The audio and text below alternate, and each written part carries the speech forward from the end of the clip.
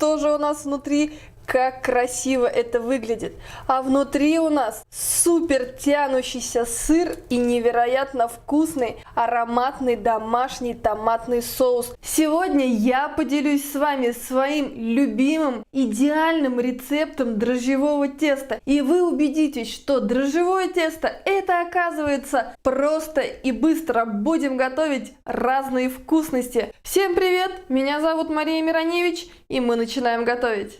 У меня 900 граммов белой пшеничной заранее просеянной муки. Это на 3 порции теста. Добавляю 15 граммов сухих дрожжей, 1,5 чайной ложки сахара и 1,5 чайной ложки соли. Теперь аккуратно с помощью ложки смешиваем сухие ингредиенты. Тесто я буду делать с помощью кухонной машины. Нам понадобится крюк. Опускаем его в наше будущее тесто. Одеваю защиту от брызг возможных. И теперь включаю, начиная с медленной скорости, нашу машину. У меня 600 мл теплого молока. Я его подогрела заранее. И я его постепенно ввожу в муку. Следом за молоком добавляю 50 граммов растопленного сливочного масла. 7 минут прошло. Тесто действительно получается просто идеальным. Оно очень легко отходит от стенок миски, в которой готовилось. Нежным движением помогаем ему отправиться на доску. Оно такое пушистое, вы просто не представляете. Просто вот посмотрите на это. И такой простой рецепт. И еще что хотела я сказать, вы можете легко замесить тесто вручную. Это абсолютно не проблема, если нет кухонной машины. На руки я капнула немного растительного масла для того, чтобы комфортнее работать с тестом. И наша задача сейчас его немного обмять, потому что оно очень пушистое. Делю тесто приблизительно на 3 равных части. Каждый кусочек теста необходимо обмять. Делаем это нежными, но уверенными движениями. Сворачиваем его вот в такого красивого колобка. Наше пушистое тесто отправляем в стеклянную миску. Я ее смазала растительным маслом. Накрываю полотенчиком и оставляю на 20 минут. Также я поступаю с 2 остальными кусочками теста. Столовую ложку разогретого растительного масла отправляю половинку мелко нарубленного лука. Даем пару минуток нашему лучку зазолотиться. Добавляю 250 граммов рубленого фарша из куриной грудки. Вы можете использовать любой, который есть у вас. Сразу перчу по вкусу, немного присаливаю, добавляю немного базилика и орегано. Остается смешать лук с фаршем. Готовлю я на среднем огне.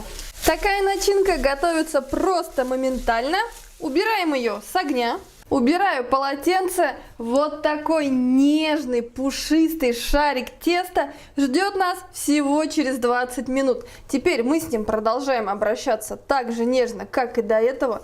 Ну просто посмотрите, какое оно невероятно нежное. Миску я убрала в сторону, тесто на рабочей поверхности. После того, как тесто подошло, необходимо его аккуратно обмять. Немного масла отправляю на столешницу и растираю. Теперь аккуратно раскатываем наше тесто в пласт. В идеале он у нас должен получиться максимально приближенным к квадрату. Вот такой ровный, практически атласный получился у меня пласт теста, почти квадратный. И теперь с помощью ножа для пиццы разрезаю тесто на сегменты около 5-6 сантиметров толщиной.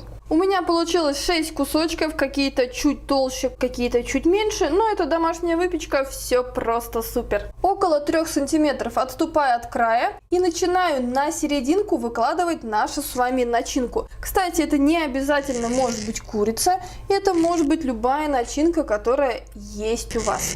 С другого края также оставляю 3 сантиметра. Наша задача просто сложить пласт теста пополам, аккуратно ему помогаем отделиться от столешницы и вот таким образом складываем его, залепляем, самое главное, с краев, где мы оставили место. Работаем аккуратно и нежно. Здесь также подворачиваем.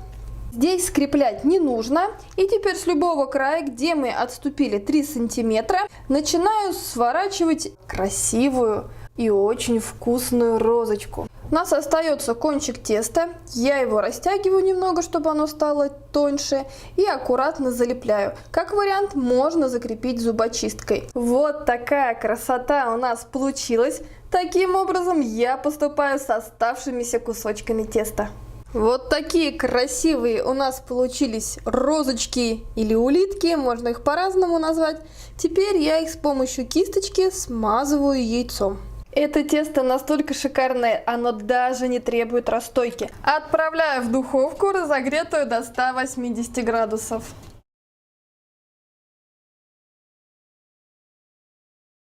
Вот такие красивые, разнообразные розочки у нас с вами получились. Какие-то более открытые, какие-то более закрытые. И невероятный аромат наполнил наш дом. Возьмем вот такую интересную, которая у меня получилась самой закрытой. Она получается очень хорошо пропеченной. И теперь, конечно, то, что мы все так любим. Горячее разламываем нашу красивую и очень вкусную розочку.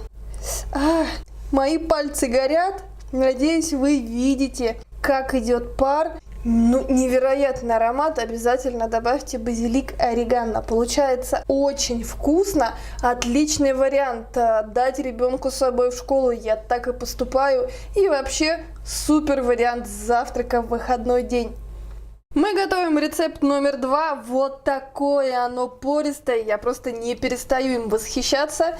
Аккуратно его также приминаем, раскатываем его в квадрат или в прямоугольник. Вот такой гладкий прямоугольник теста у меня получился. Снова в руках у меня нож для пиццы. Разрезаю тесто сначала пополам и еще делаю 3 надрезика. И в итоге у нас получается 6 квадратов. У меня столовая ложка кукурузного крахмала с горкой. В крахмал отправляю прямо соком размороженную вишню. У меня ее 100 граммов. Просто и быстро смешиваю ягоды с крахмалом.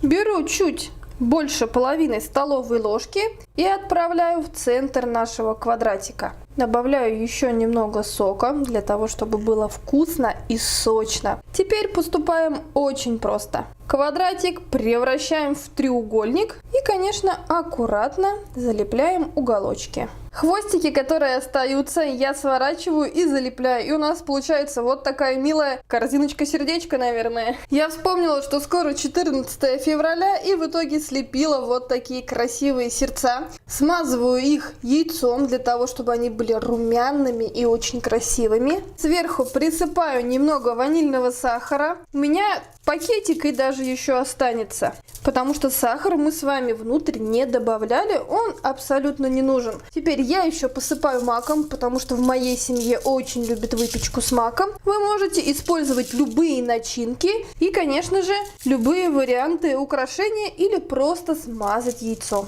Отправляем в духовку, разогретую до 180 градусов. 20 минут прошло. Посмотрите, какая красота нас ждет в духовке. Я 2 минутки подрумянила на конвекции. И вот такие румяные сердца. Наши сердца горячи, но мы дадим им 5 минуток для того, чтобы они остыли. 5 минут прошло, настало время посмотреть, какое красивое получается и, конечно, вкусное. Смотрите, одна вишенка даже с косточкой попалась. Вот такая красота из простого и быстрого в приготовлении дрожжевого теста. Обязательно приготовьте. Приятного аппетита! Для третьего рецепта я уже раскатала тесто в прямоугольник. Теперь с помощью ножа для пиццы разрезаю пласт пополам и еще делаю 2 горизонтальных надреза. У нас с вами опять получается 6 кусочков теста.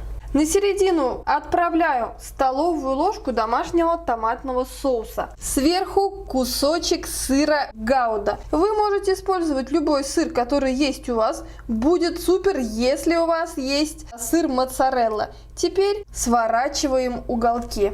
Вот таким образом наш сыр вместе с соусом оказывается внутри. Где у нас остались места не залепленные, аккуратно залепляем. И у нас с вами получается вот такой вкуснейший пицца-конвертик. Опять смазываем наши красивые и в будущем румяные конвертики яйцом. Ну, очень красивые, а какие они получаются, когда прямо из духовки, вы в ближайшее время увидите. Таким образом смазываю каждый конвертик. Посыпаю наши конвертики кунжутом и отправляю в духовку, разогретую на 180 градусов.